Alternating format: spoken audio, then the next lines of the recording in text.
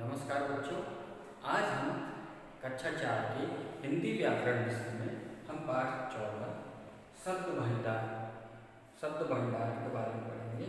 इस अध्याय में हम क्या क्या पढ़ेंगे? इस अध्याय में हम पर्यायवाची पढ़ेंगे, विलोम शब्द पढ़ेंगे, एक शब्दों के लिए अनेक शब्द जो होते हैं वो पढ़ेंगे, अनेकार्थी शब्द पढ़ेंगे, ठीक है, और अनेक शब्दों के लिए एक शब्द जो होते हैं इनके बारे में पढ़ेंगे। सबसे पहले टॉपिक पे आते हैं जो हमारा पर्यायवाची शब्द, जिसको समानार्थी शब्द कहते हैं।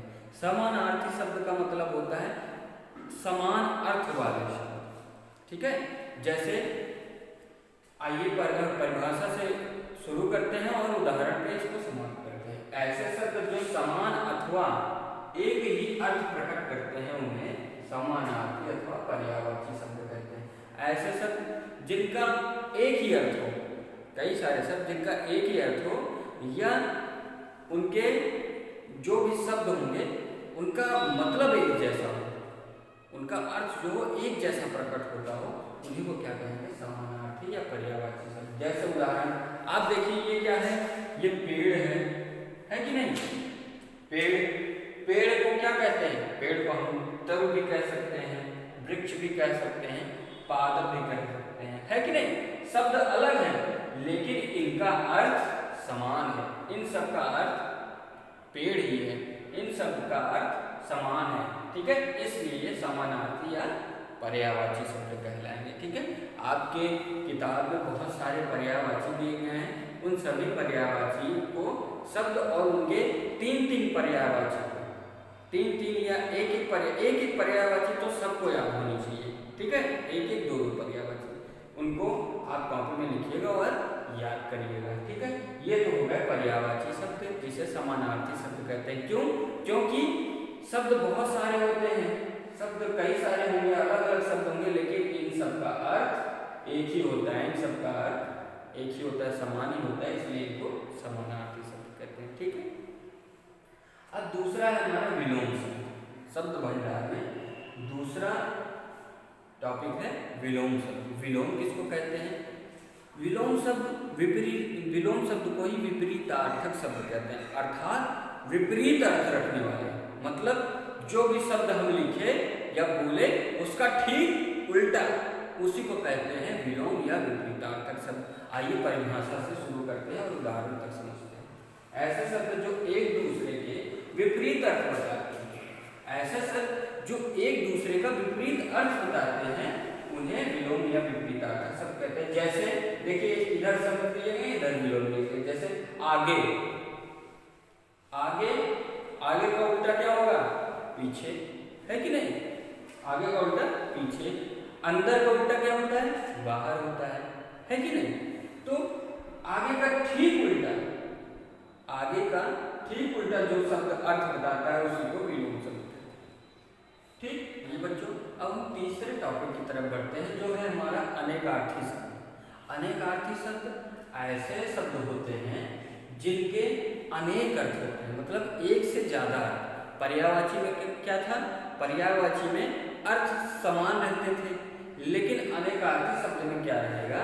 इसमें एक शब्द लिखा जाएगा, उसके एक से ज्यादा दो या तीन अर्थ होंगे, ठीक है। आइए इसकी परिभाषा देखते हैं। वे शब्द जिनके एक से अधिक अर्थ होते हैं उन्हें अनेकार्थी शब्द कहते हैं। अर्थात एक शब्द दिया रहेगा, ठीक है, एक शब्द दिया रहेगा, उसके कई सारे अर्थ होंगे, उसके कई सारे मतलब निकल के आएंगे। जैसे उदाहरण देखिए, उत्तर। देखिए एक शब्द है उत्तर। अब उत्तर क्या होती है? उत्तर एक दिशा भी होती है कि नहीं? पूर्व पश्चिम, उत्तर दक्षिण, उत्तर एक दिशा भी होती है। और जब हम प्रश्न पूछते हैं तो हम क्या देते हैं? उत्तर ही तो देखते हैं, तो जवाब मांगते हैं ना। उत्तर का मतलब होता है जवाब और उत्तर का ही मतलब दिशा होता है। देखिए शब्द एक है लेकिन इसके अर्थ एक से अधिक है, इसी को कहते हैं अनेकार्थी शब्द। एक से अधिक अर्थ जिन शब्दों के हों उन्हें अनेकार्थी शब्द कहते हैं। दूसरे में देखिए बाल। एक बाल मीन्स होता है बालक, शिशु, ठीक है, बालक। और उसी बाल मीन्स ये हमारे शरीर के ऊपर जो है ये बाल, इसी बाल का अर्थ दो होता है, केश और बालक। इसलिए एक शब्द के एक से अधिक अर्थ हैं, इसलिए ये शब्द क्या हुआ, अनेकार्थी शब्द। क्यों? क्योंकि इस शब्द के एक से अधिक अर्थ हैं। तो आपके पुस्तक में जो है कई सारे एक शब्दों के अनेकार्थी शब्द हैं, आप एक शब्द और अनेकार्थी शब्द याद कर लीजिएगा। अब हम आते हैं अंतिम टॉपिक की तरफ, जिसको कहते हैं अनेक शब्दों से मिलकर बनने वाला एक शब्द। इसमें कई सारे शब्द दिए रहेंगे, ठीक है, और उनका उत्तर जो है एक छोटा सा शब्द रहेगा, उसी को कहेंगे, उसी को अब हम लास्ट टॉपिक में पढ़ेंगे। जिन शब्दों का प्रयोग अनेक शब्दों के स्थान पर एक शब्द के रूप में होता है, उन्हें अनेक शब्दों के लिए एक शब्द कहते हैं। अनेक शब्दों के, कई सारे शब्दों के लिए एक शब्द।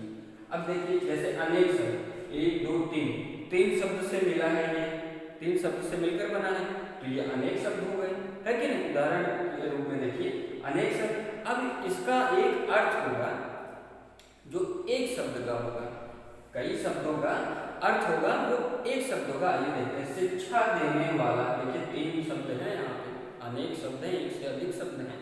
शिक्षा देने वाला, शिक्षा कौन देता है, शिक्षा कौन देता है, बताइए, आप लोग सोचिए, शिक्षा कौन देता है, शिक्षा वो देता है, कौन, शिक्षा, जी हाँ, शिक्षा।